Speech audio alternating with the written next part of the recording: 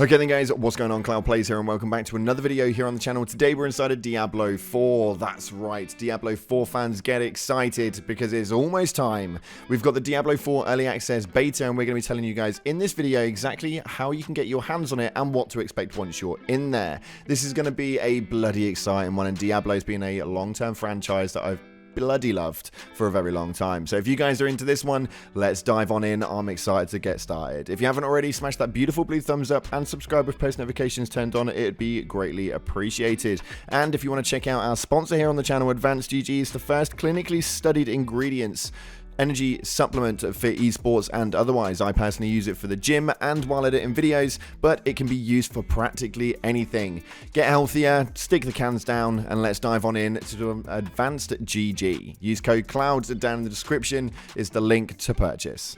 That being said, let's dive on in. So Diablo 4's Early Access Beta. This is going to be going across 2 beta weekends this month, and they will stretch from March 17th at 9 AM PDT till the 19th at 12 PM PDT. Now this one's invite only or pre-purchase if you manage to get a beta invite code, which we'll talk about in just a moment. But the second weekend is going to be running from March 24th till March 27th, and this is a completely open beta, and you don't have to buy the game whatsoever to try it. This is going to be extremely interesting though, as PC players who buy digitally won't have to do anything at all. You'll be flagged to download it right away, although console users, to get your beta invite code, you will have a email with a code to get your download for early access. Make sure you guys check it out. You do not want to miss it. This is going to be a really exciting one. But what is it that you guys will get inside of the beta to be able to experience, whether you are going to purchase the entire game, and even then which version it is you are going to get.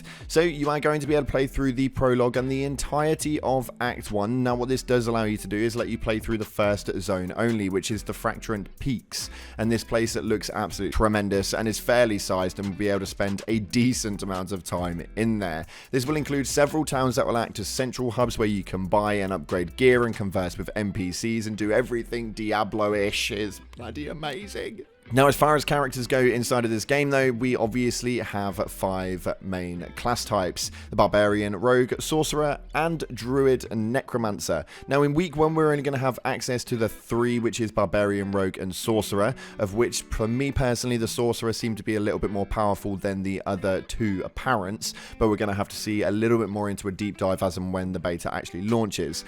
Then, on week 2, they are going to have the exact same 3, plus they're going to be adding the Druid and the Necromancer on top of that, of which for me the Necromancer does seem to be the go-to sort. But don't worry, you will have 10 character slots to test these classes. This is meaning that you are essentially going to be able to jump on in over the weekends and just absolutely hammer it across different characters, and you're going to be able to find out exactly what character you're going to be playing with when you start the game in full process. Now when we talk about this though, the progress will be transferring from week 1 to week 2, so don't worry about that one. The weekend that you send on the first invite only, you'll be able to carry over into the free open beta, although you will not be able to transfer any progression into the real game come its actual launch, which will mean that you will have to start completely fresh when the game does generally drop. I'm not too sure how I feel about that one. I feel like you're going to be putting a lot of time in over those weekends, and I feel like being able to repeat that sort of stuff always irritates the life out of me, but it should be good fun nonetheless.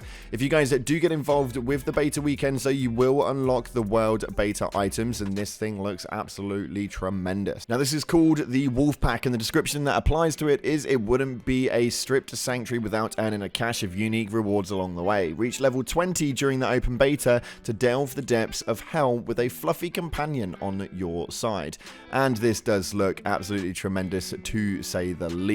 One thing Diablo's always been known for is really cool looking gear, and as you can see, this little beauty right here is the little wolf pack, and it's absolutely amazing. It looks so fun and it looks so adorable. Now if you do happen to enjoy Diablo and you are going to get the purchase, which version should you be diving in for? Well, we have the standard edition, which doesn't seem to really be worth the money that you sought into, considering for £10 extra you are going to be gaining 4 days early access into Diablo 4's launch, plus the season battle pass class unlock to Diablo 4, Temptation Mount in Diablo 4, and the Hellborn Carapace Mount armor in Diablo 4 as well. And you can see here just the difference in what $10 is going to do for you guys. Is pretty much a no-brainer that the Digital Deluxe is going to be the one you want to go in for. Although if you are a hardcore Diablo fan, the Ultimate Edition is going to give you guys a load more extra stuff, including the Hellborn Carapace Mount armor and the Wings of the Creator emote. This is just a nice little added extra and is going to be extremely interesting to see how this game generally does. There is a lot of controversy around this game though, and it is going to be a little bit difficult to kind of tell. Prior to this, Diablo 3 was probably one of my favorite games of all time, and it was one of my first ever collector's editions that I purchased,